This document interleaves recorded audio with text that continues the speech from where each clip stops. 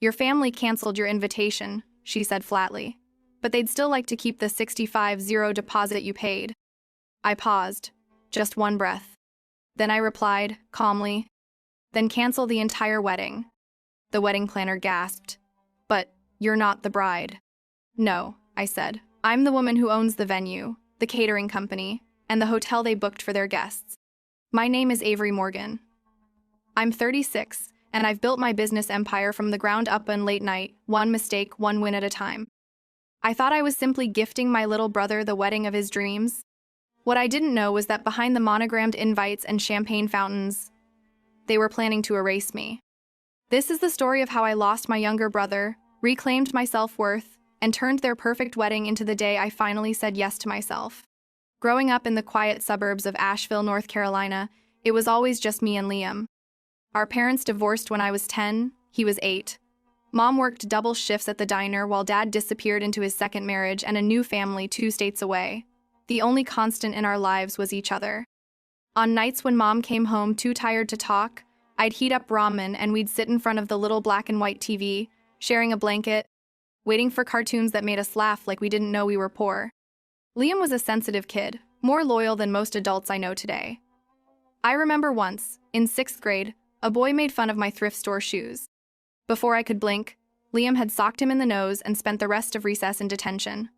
No one messes with my sister, he had said, proudly rubbing the scrape on his knuckle. That became our unspoken vow. No one messes with us because we have each other.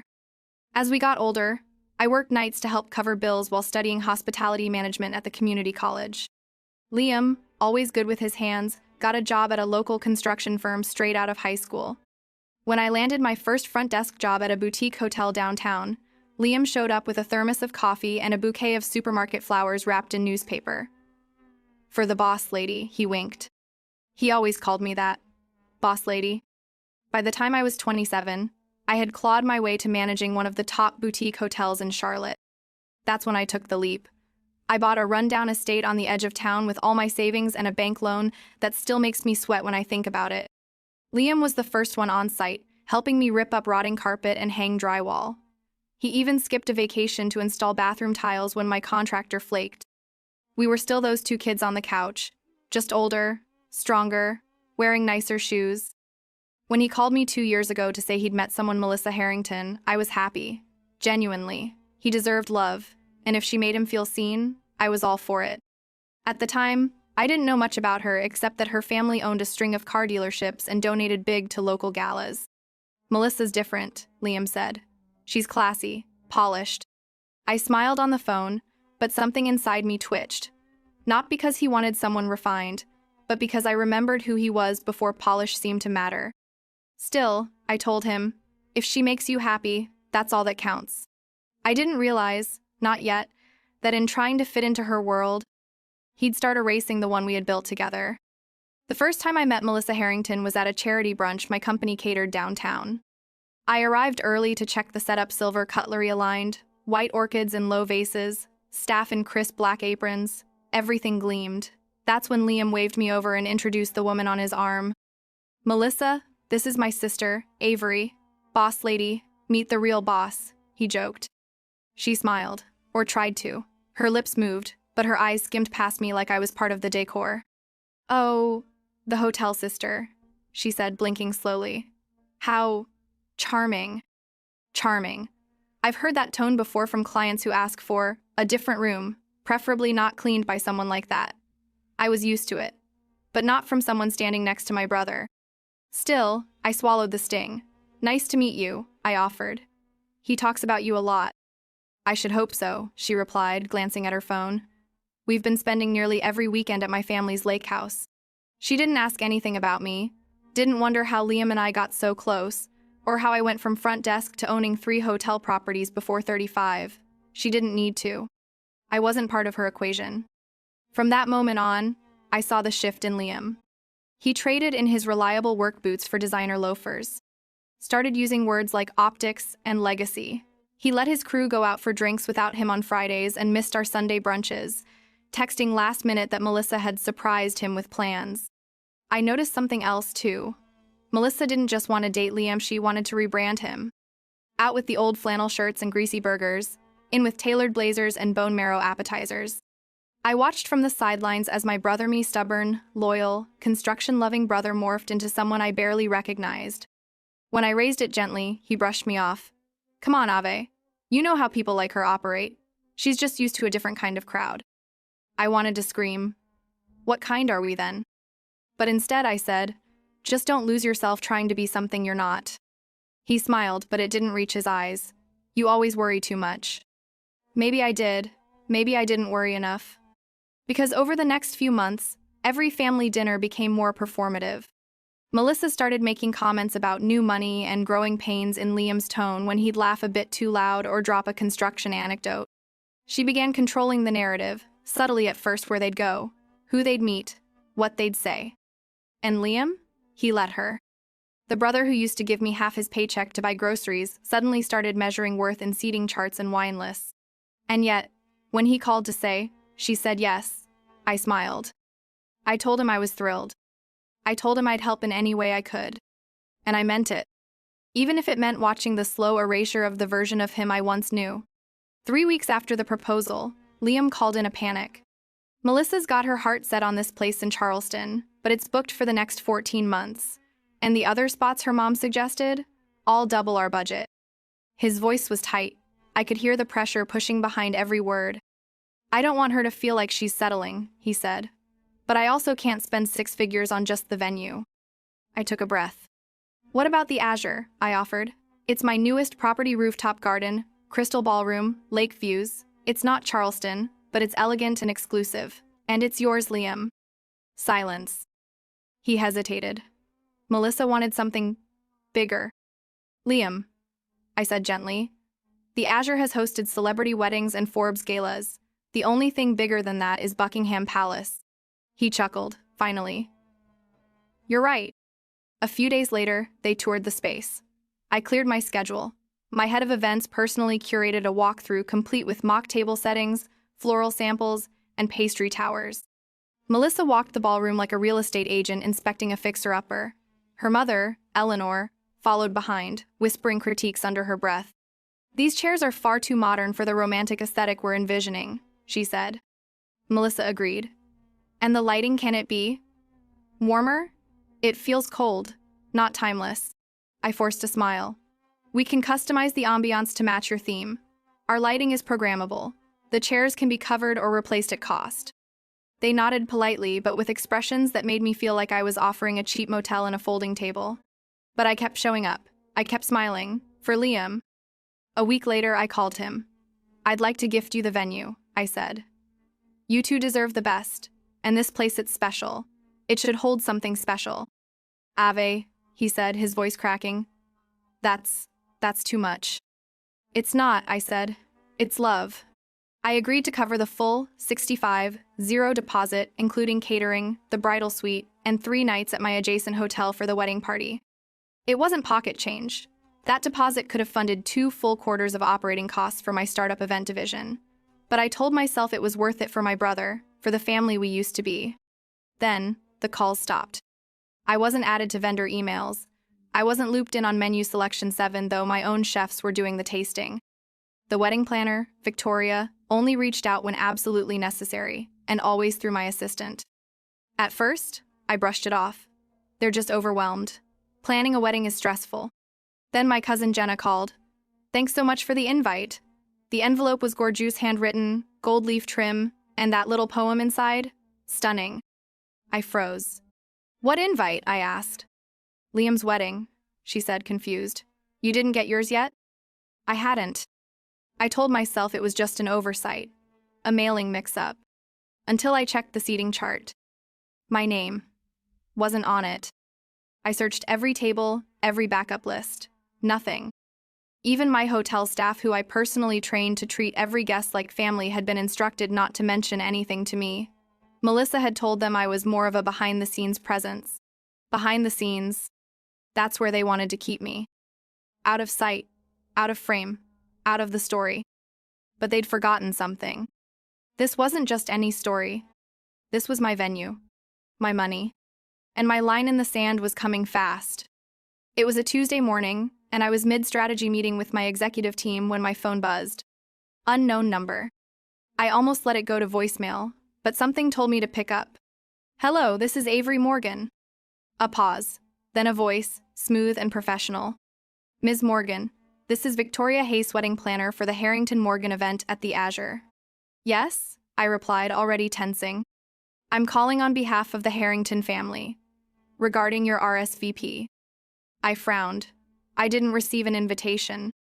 Yes, that's what I'm calling about, she said carefully. You've been removed from the guest list. Your presence has been deemed potentially disruptive. My mouth went dry. Disruptive? I paid for the venue. There was an awkward silence before she continued. Ms. Harrington and her mother would like to express their appreciation for your generous support. However, they feel it's best for the overall atmosphere of the event if you weren't in attendance. I took a slow, deep breath. And the deposit? I asked. They intend to keep it. They feel the arrangements have already been made, and your gift was not contingent on your presence. There it was. They had taken my generosity, my property, my name, and scrubbed me out of the picture. I stood, walked to the window, and stared out at the city I had built a life in. Victoria, I said calmly, do you know who owns the Azure? I believe it's under a parent company, Morgan Lux. That's me. Silence. I also own Radiance Events, and the hotel the entire Harrington guest list is booked into. More silence. So here's what's going to happen, I said. You're going to inform Miss Harrington and her mother that unless I receive a formal apology and a proper invitation by 5:00 p.m. today, this wedding is canceled. She gasped. You can't. I can. Check Section 9 of the venue contract, clause on ethical conflict and owner discretion. I hung up before she could respond. My hands were shaking, not from fear, from clarity. This wasn't just about a wedding anymore. This was about dignity, respect, and finally remembering who the hell I was. By 3:45 that afternoon, my office line was ringing nonstop. Victoria had delivered the message. I ignored Liam's calls, Melissa's, even my mother's. At 4:30 sharp, my assistant knocked. They're here, she whispered. Send them to the executive boardroom, I said, standing. Not my office. This wasn't a family drama. It was a business negotiation. I entered 5 minutes later, heels clicking across the marble floor. The room fell silent. Melissa sat stiffly in a designer sheath dress, clutching Eleanor's hand like it was a lifeline. Eleanor's expression could have sliced glass. My parents hovered near the windows, confused, uncomfortable. And Liam, my brother, sat at the end of the table, shoulders hunched, eyes dark. He didn't look up. I remained standing. What the hell do you think you're doing? Melissa snapped, voice high. I didn't flinch. Upholding my standards, I replied. For my business, and for myself. Howard Harrington, Melissa's father, stood abruptly. This is outrageous. We have contracts. Guests arriving from London. Do you know what canceling this wedding would do? Yes, I said flatly. I also know you signed a clause that grants me full cancellation rights if the event conflicts with the core values of my business, including respect, integrity, and ethical transparency. Melissa scoffed. So now you're pretending this is about ethics? I turned to Victoria, who sat quietly in the corner. Victoria, did you inform me I was uninvited from the wedding this morning? She nodded nervously. Yes, per Miss Harrington's request. Did you confirm the family still planned to retain the 65-0 deposit I provided? Another nod. Eleanor crossed her arms. You gave that as a gift. No, I corrected. I gifted it as your future family member, not as invisible staff. My mother finally spoke. Avery, this doesn't make sense. Why would they exclude you? I looked at Liam. This was his moment. He said nothing. So I answered. Because in Melissa's world, people like me who build things, run things, own things are still just help. That's not true, Melissa snapped. You're twisting everything. Am I? I pulled out my phone. Because I have a recording from your country club lunch, courtesy of a friend. You called me the hotel girl who thinks she'll sit at the family table. Melissa paled. Eleanor's face went crimson. And Liam? I turned to him. You let them say that. You let them push me out, take my money, and pretend I don't exist. After everything we've been through. He opened his mouth, closed it, said nothing. I nodded slowly. This is the reality, I said, voice calm. Unless I receive a formal apology and public acknowledgement of my contribution, this wedding doesn't happen here. The venue, the catering, the hotel accommodations, all canceled. Eleanor stood. This is extortion. No, I said coolly. This is a boundary. Howard's tone shifted. What do you want, Ms. Morgan? Simple. Respect. An apology. And the truth made clear in front of your 200 guests. That the sister who funded this day is not someone to be erased. Howard nodded slowly. You'll have it. Melissa turned on Liam. Are you really going to let her do this? Liam finally looked up. I'm not letting her do anything, he said quietly. I should have stopped it before it got this far. I felt my breath hitch. For the first time in months, I saw my brother again. Not Melissa's project. Not her puppet.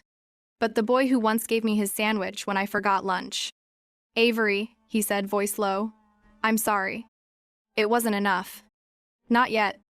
But it was a start. The morning of the wedding arrived with clear skies and golden light. The azure glowed, every marble surface buffed to brilliance, every floral arch cascading with white orchids and pale blush roses.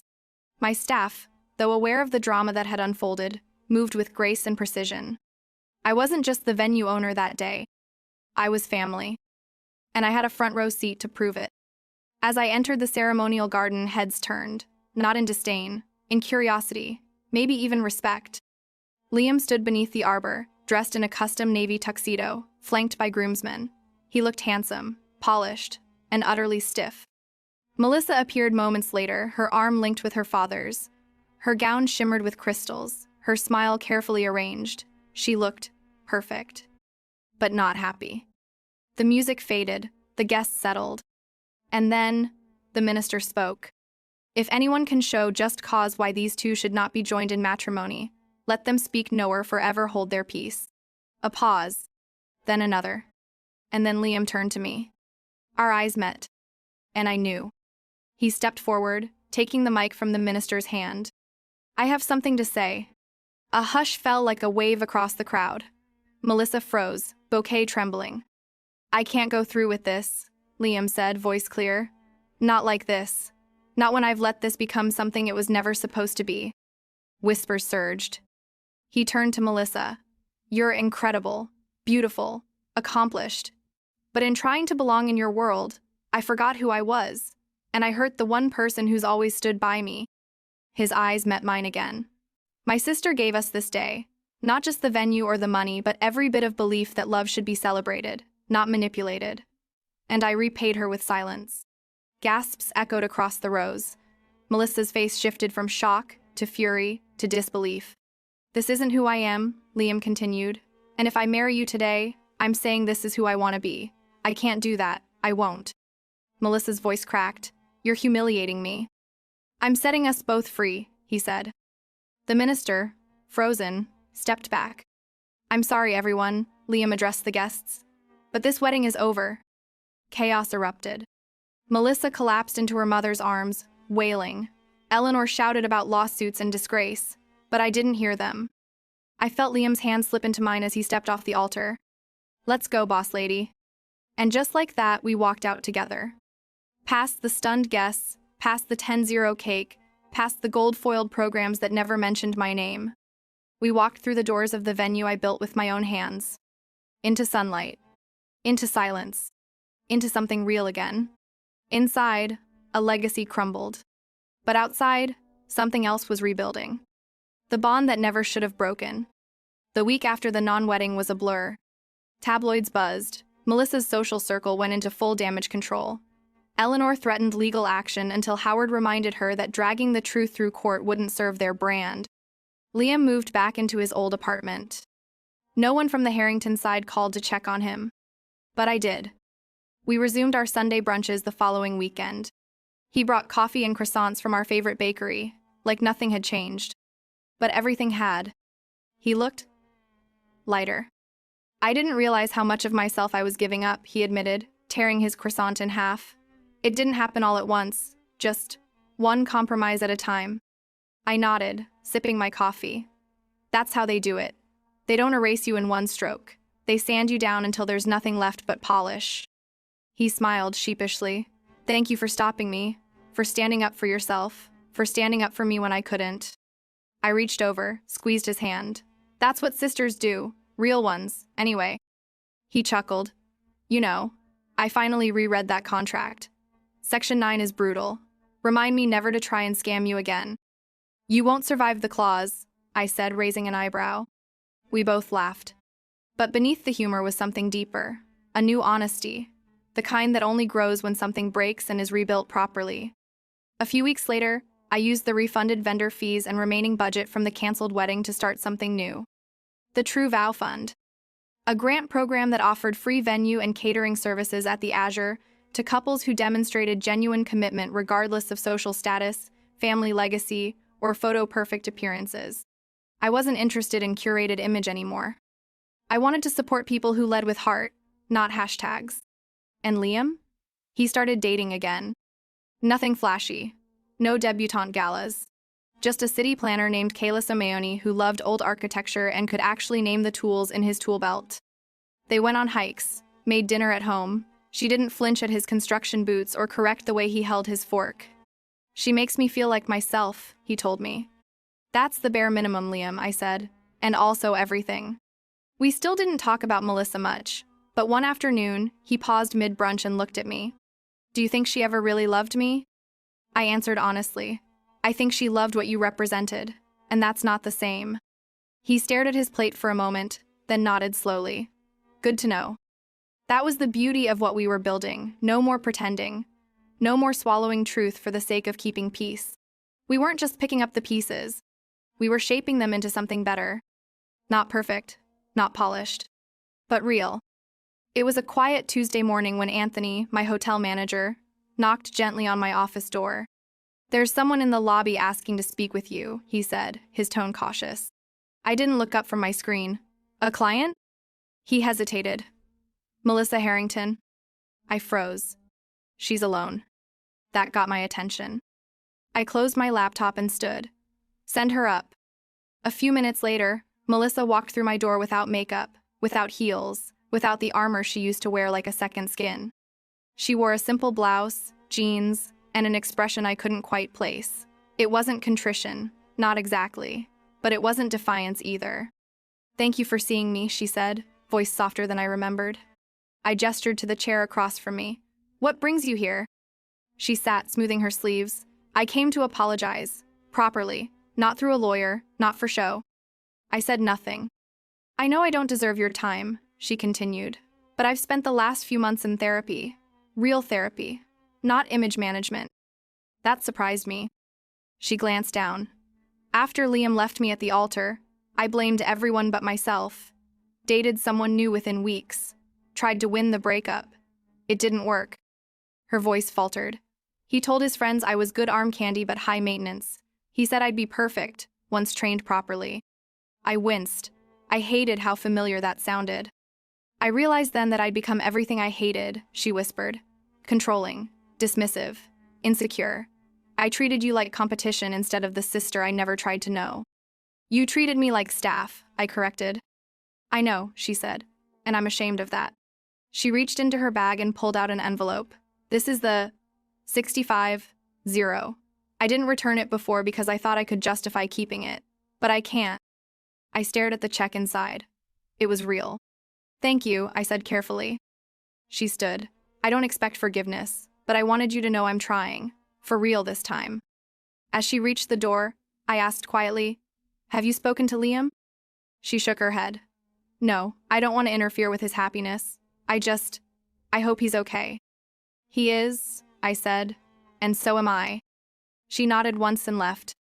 Later that night, I told Liam over dinner. His eyebrows shot up. Melissa?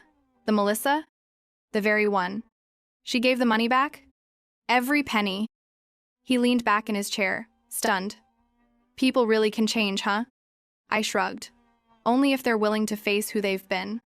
In the months that followed, I invested that check into expanding the True Vow Fund. 5 new couples said their vows at the Azure quietly, joyfully, with no seating drama or guest list power plays. Liam proposed to Kayla in our mother's backyard. under the same arbor we built as kids out of PVC pipes and fairy lights. When he asked me to be his best woman, I said yes through tears. Because this Temeno one tried to erase me. And I didn't have to fight to belong. I stood exactly where I'd always deserved to be. Right there, in the light. As I look back on everything that happened, I realize this story isn't just about a canceled wedding.